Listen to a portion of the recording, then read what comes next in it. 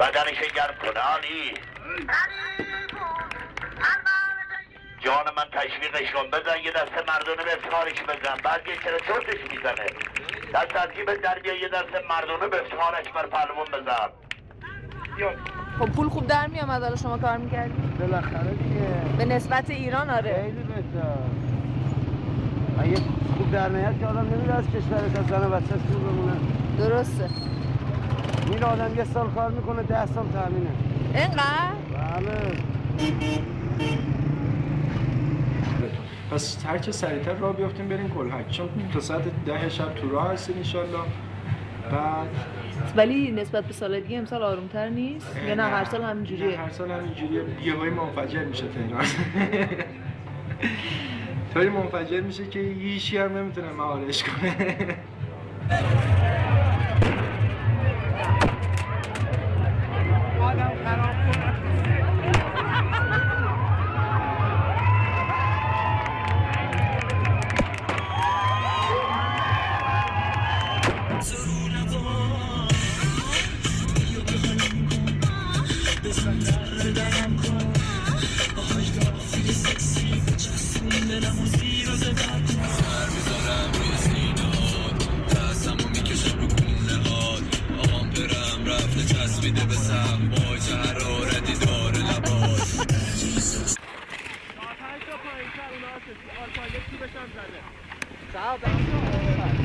ببخشید اینا رو کی خرجشو میده؟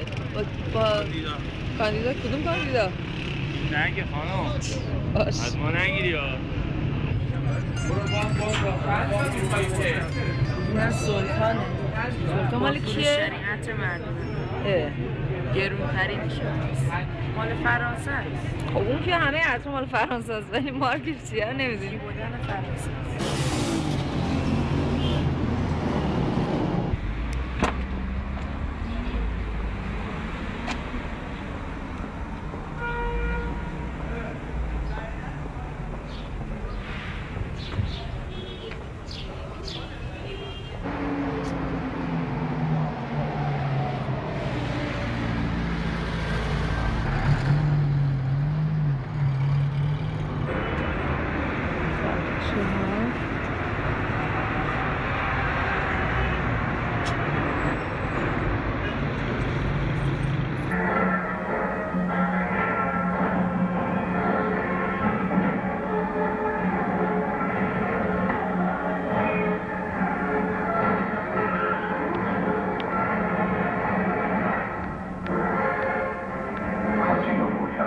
توی هفته تیر میرفتیم یه مانتو پوشیده بودم تا روی زانو. بعد من دوستم تصادف کرده بود، موهاشو ریخته بود تو صورتش که اینجاش که پیشونیش که زخم شده معلوم نشه. من گفتم خانم بیا اینجا حجابت درست. من رفتم کمکش کردم نه آقا تصادف کردن اینا. یهو نگاه کرد گفتش خانم خودت مشکل داری یا؟